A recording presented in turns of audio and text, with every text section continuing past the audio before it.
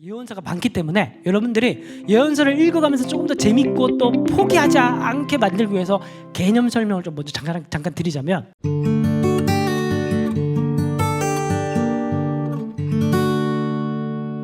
예언자는 오늘날로 얘기하면 여당 야당 같은 거예요. 그래서 여러분 그 왕국 그 스토리를 읽어가다 보면 왕들 있고 거기 거짓 예언자들이 막 달라붙어 가지고 왕들이 좋아하는 얘기 막 해주고, 그리고 여기에서 늘 안 된다 그러고 못 된다 그러고 망한다 그러고 그런 애들 있죠. 이런 분들이 누구냐 하면은 참 예언자예요. 그래서 이거는 근데 왕들이, 이스라엘 왕들이 왕국을 통치하는 방식이었습니다, 예언자는. 그래서 늘 정치 조직처럼 예언자 무리가 있었어요. 이걸 언제부터 있었냐면 어느 때부터 증거가 있냐면 8세기 9세기부터. 특히 9세기 보면은 아합 왕 있죠. 아합 왕 같은 경우도 거짓 예언자들, 특히 얘네들은 이제 이방 신전의 제사장들은 선지자들이기도 하지만 아세라 선지자 뭐 그런 애들 있죠, 그렇죠? 거짓 선지자들. 근데 진짜 선지자는 누구예요? 엘리야와 엘리사. 이렇게 또 라인들이 있어요. 그러니까 이 두 세력이 대립을 하고 있는 겁니다. 자, 그러니까 예언자들은 기본적으로 정치 조직이라고 생각하면 돼요. 그래서 뭐 오늘날 그런 정치처럼 생각하시는 게 아니고 그 시대 당시에 정치와 종교가 분리되지 않았던 고대 시절에는 예언자들은 기본적으로 정치 조직이라고 이해를 하시면 거의 비스무리하게 맞아떨어진다는 거예요. 그래서 열왕기하 2장 3절을 보면 베델에 있는 선지자의 제자들, 이 누구한테 가요? 엘리사한테 가죠. 엘리사는 누구의 제자예요? 엘리야의 제자죠. 그리고 엘리사도 제자들이 있죠. 근데 얘네들이 어느 동네 살아요? 베델에 선지 동산이 있는 거예요. 선지자들의 무리가 있는 겁니다. 그래서 바알에게 무릎 꿇지 않은 몇 명? 7,000명이라고 했는데 진짜 그 7,000명이란 말은 아닌 것 같아요. 뭐 그 정도로 많았던 것 같지는 않고, 이게 약간 비유적 표현인 것 같은데 그만큼 생각보다 뭐가 많다? 이 사람들이 많다라는 거예요. 그러니까 그 예언자들의 정치적인 그 조직 무리들이. 그러면 여기서 중요한 거 뭐냐 하면 이 예언자들은, 그 성경에 있는 예언자들은 부유층이었을까 아니면 어떤 상태였을까? 우리가 뭐 당연히 짐작할 수 있듯이 겁나게 가난해 부렸습니다. 그래서 여기 엘리사 이야기 중에 선지자의 제자들 중에 아내 중에 한 여인이 이제 자기 남편이 죽으니까 이제 뭐 빚에 아들을 팔아야 되고 막 이런 이제 일들이 벌어지게 되는 겁니다.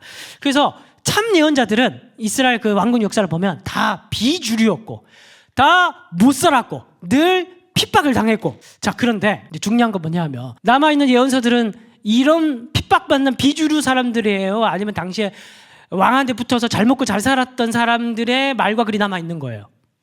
비주류가 남아있죠. 그러면 이 계기가 있을 거 아닙니까? 그죠? 그게 언제냐면 그게 포록이라는 거예요.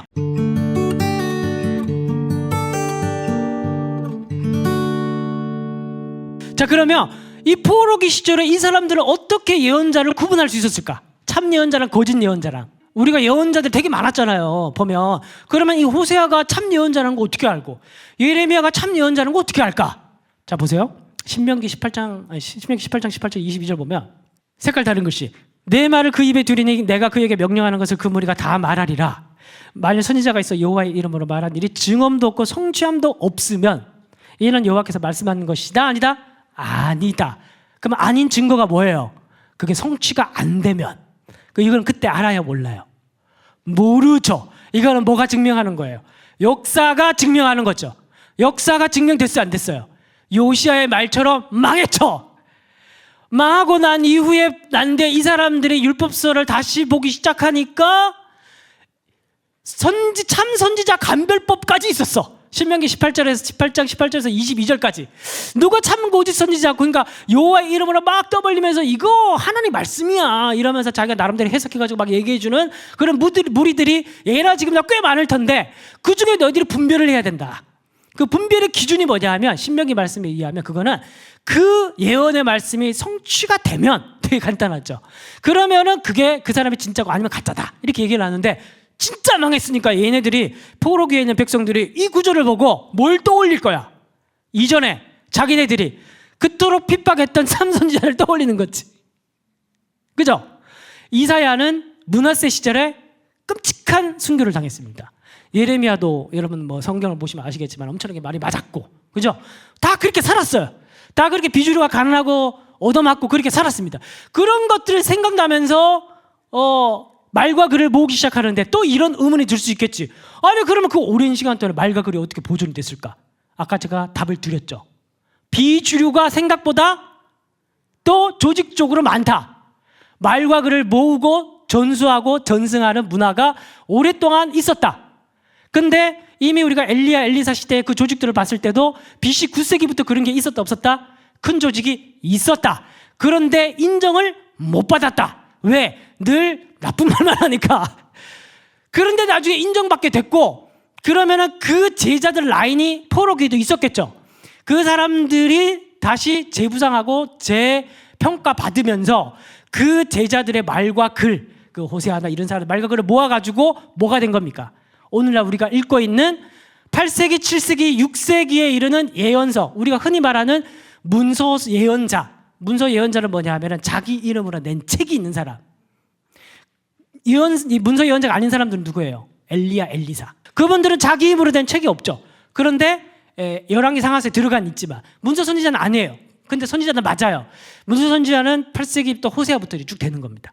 그러니까 굉장히 중요하죠. 뭐가요? 포로기가. 그러니까 한번 망하는 게 되게 괜찮습니다. 자, 그래서 이렇게 이제 구분이 되는데 이게 호세아, 아모스, 북이스라엘, 그리고 여기 파란색 요나, 나훔, 오바댜 같은 경우에는 이방 나라들을 향한 예언서고, 여기 빨간색 뭐 이사야, 미가, 스바냐 뭐 이런 것들은 남유다 멸망에 가까이 오는 그런 거와 관련된 이제 예언자들. 에스겔, 다니엘서는 포로로 사로잡혀 가서 멸망하기는 아닌데 멸망하기 전에 포로로 사로잡혀 가서 거기서 예언한 사람들. 그러면 이 사람들은 기본적으로 왕국이 멸망하기 전이니까 하나님께서 할 말씀이 딱 두 가지밖에 없겠죠. 죽는다. 그죠? 그렇게 살면 안 된다. 왜냐하면 율법이 있어도 안 읽으니까. 말씀이 있어야 사는데 계속 그 얘기를 했겠죠.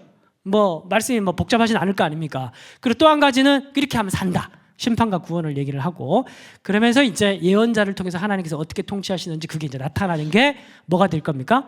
왕국 시대 예언서의 중요한 메시지와 특징이 되는 겁니다.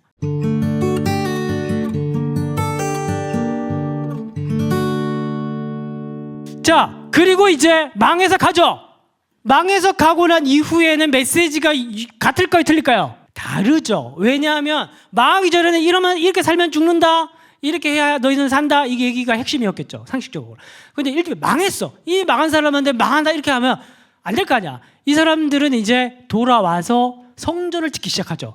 멸망하기 전에는 성전 부신다, 내가 성전 아무 힘없다, 성전이 중요한 게 아니라 성전 안에 있는 하나님이 중요하고, 하나님이 중요하기 때문에 너희가 말씀을 따라야 돼, 계명이 중요하다, 이렇게 얘기하는 거고, 이제 돌아온 사람들은 몇 세대가 지난 사람들이기 때문에 정체성이 없는 애들이야. 그러니까 정체성을 줘야죠. 난 언약의 신실한 하나님이다, 너희들의 조상의 하나님이다, 나는 여전히 언약을 생각하고 있다, 내가 이 언약 속에 감춰진 메시아를 향한 비전이 있는데 너희들이 이걸 알아야 한다, 이 얘기를 너희들이 짓고 있는 성전에다가 내가 숨겨놨다, 이걸 때가 되면 드러내게 할 거다, 이런 내용들을 얘기하는 게 포로 귀한 그 시대의 역사서와 예언서입니다.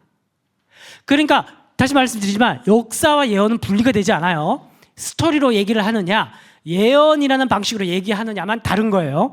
자, 그래서 성전 회복에 대한 얘기를 하면서 아까 제가 말씀드렸던 그런 회복의 얘기를 하고, 그리고 뭐가 가까이 오고 있습니까? 이제 예수님 오실 날이 가까이 오고 있죠. 요거를 뭐라고 얘기를 하냐면 여호와의 날이라고 합니다. 그래서 요 귀한기 역사서와 예언서로 갈수록 무슨 말이 나오는지 잘 보세요. 그날, 여호와의 날, 날, 이런 날이, 욤이라는 히브리어 단어가 계속 반복해서 나옵니다. 저는 이제 구약성경의 마지막 책을 말라기로 보지 않고 요엘서로 봅니다. 요엘서를 보는데 거기 보면 이제 헬라 자식들 뭐 이런 표현들도 나오고, 그 헬라라는 단어가 사실 아주 후대 표현들이기 때문에 저는 요엘서를 아주 후대 그걸로, 말라기와 거의 비슷한 시기지만 그 다음으로 봐요. 근데 요엘서 보면은 성령에 대한, 만국 백성들의 부어줄 성령에 대한 얘기가 있죠. 그리고 그 앞에 말라기서 같은 경우에는 예수님 앞에 오게 될 세례 요한에 대한 얘기가 있죠. 언약의 사자. 그러니까 세례 요한과 예수님 오시고, 예수님 오시고 승천하시고 난 이후에 오게 될, 부어주게 될 성령에 대한 약속. 요 두 가지가 무슨 말 안에 포함되냐 하면 여호와의 날. 요 표현을 다 들어갑니다. 그날이 오게 될 건데, 그날은 언약의 사자가 준비할 거고, 그날은 성령은 부어줄 거고, 이렇게 여호와의 날이라는 표현 안에 요 하나님의 계획표가 싹 들어가 있습니다. 요 두 책이 바로 뭐냐 하면 말라기와 요엘서인 거예요. 그래서 요 두 책은 구약의 마지막에 읽어야 됩니다. 자, 끝난 줄 알았는데 찝찝하죠? 시가서를 언제 읽어야 되냐, 이걸 계속 고민했습니다, 저도. 왜냐하면 시가서는 기본적으로 역사가 애매해. 다른 건 다 정리가 됐죠. 다른 거는 그냥 다 이렇게 순서대로 가면 됩니다. 가면 되는데 뭐가 애매하냐면 시가서는 이게 역사적 맥락이 애매하기 때문에, 그래서 이거는 저도 고심을 많이 했습니다. 근데 여러분, 왕국 예언서가 다 끝나잖아요. 그러면 기분 이상해요. 특히 왕국 예언서의 마지막은 예레미야 애가거든요. 애가 보면 진짜 애가 닳거든요. 이게 막 슬픈 얘기만 계속 나오고 그러면서 하나님께 요청도 못 드려. 죄송해서. 애가서가 그래요. 애가서가 때린 분이 하나님이기 때문에 하나님께 살려달라는 얘기는 구원자가 아니기 때문에, 하나님이 심판자이기 때문에 살려달라는 말을 못하는 게 애가서예요. 그래서 애가서를 읽으면 기분 되게 이상해. 그러니까 애가서를 읽고 나는데 하나님의 사랑이 의심되는 느낌이 있어요. 그런 느낌들이 있어요. 공감을 너무 많이 하다 보면, F 성향이 강한 분들 좀 그래요. 저는 그러지도 않은데, 그래서 읽고 나는데 그런 분들을 위해서 준비했습니다. 아가서. 하나님의 사랑을 마구 예언하는, 막 얘기하는 아가서를 그 다음에 읽으면 좀 회복이 돼. 그리고 그 다음에 왜 이런 고난을 주셨을까? 욥기서를 읽으면 돼. 욥기서를 읽으면서 왕국 대한 책들 딱 마무리 짓는 거예요. 그리고 이제 포로기로 들어가서 쭉 읽고, 그리고 구약성경 끝나면 이제 잠언전도. 잠언전도서는 기본적으로 그때 당시 왕실의 청년들을, 귀족들을 교육하고 훈련시키기 위한 책입니다. 그래서 이제 이거는 교육 목적으로 했기 때문에 다 끝나고 나는데 맥락 애매하니까 그거 읽고, 그리고 시편으로 구약성경을 마무리 지으면 정말 좋은 이유가 뭐냐면 시편이 5권이죠. 1권, 2권, 3, 4, 5권까지 되어 있습니다. 근데 이게 이스라엘 역사 흐름으로 되어 있습니다. 그래서 처음에 시작이 다윗의 왕권, 다윗의 즉위식으로 시작돼요. 다윗이 시편 1편은 율법시, 그러니까 시편 자체가 율법을 노래하는 시고, 2편이 다윗이 즉위를 해. 그리고 이스라엘 역사가, 왕국 역사가 시작되는 거야. 그러다가 이제 솔로몬 즉위하고, 그러다가 망하기 시작해요. 탄식시 왜 이럽니까? 이러다가 마지막으로 가면 점점 고조되기 시작해요. 여러분 잘 알고 있는 메시아의 할렐루야, 성전으로 올라가는 노래 할렐루야 이러면서 막 나오잖아요, 그죠? 성경의 마지막도 학개서 이런 거 보면은 성전 지으면서 성전 속에 만국 보배가 숨어 있다, 예수 그리스도에 대한 예언, 이런 거죠, 그죠? 시편의 마지막도 그렇게 뭐 몇십 편에 걸쳐서 성전으로 올라간 노래로 할렐루야 할렐루야 할렐루야 하면서 딱 끝나요. 그러니까 요거를 예배하면서 이스라엘 역사를 쫙 훑으면서 딱 정리를 하는 게 시편. 이런 건 좀 몰랐죠. 네. 그러니까 여러분, 성경 365가 기가 막힌 겁니다. 자, 깔때기. 성경 365가 아직도 다운 안 받으신 분이 계시면 화 있을진저. 자, 여러분 이거 꼭 받으셔야 돼요.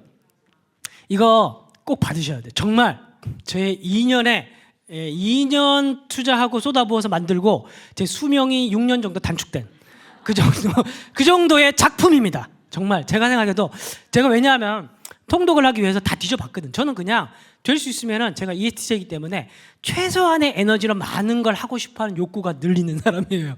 그래서 통독을 하더라도 그냥 일반적으로 제가 그냥 남의 거 쓰고 싶어요. 제 걸 막 하고 싶어 하지는 않습니다. 근데 봐도 없어. 내 성에 차는 게 없어.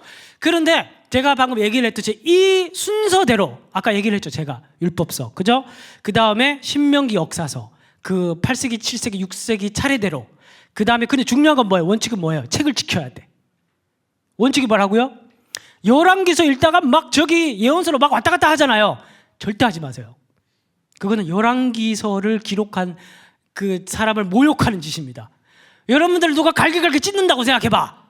내 얘기 듣다 딴 데 가서 듣고, 내 얘기 듣다 무슨 ADHD야?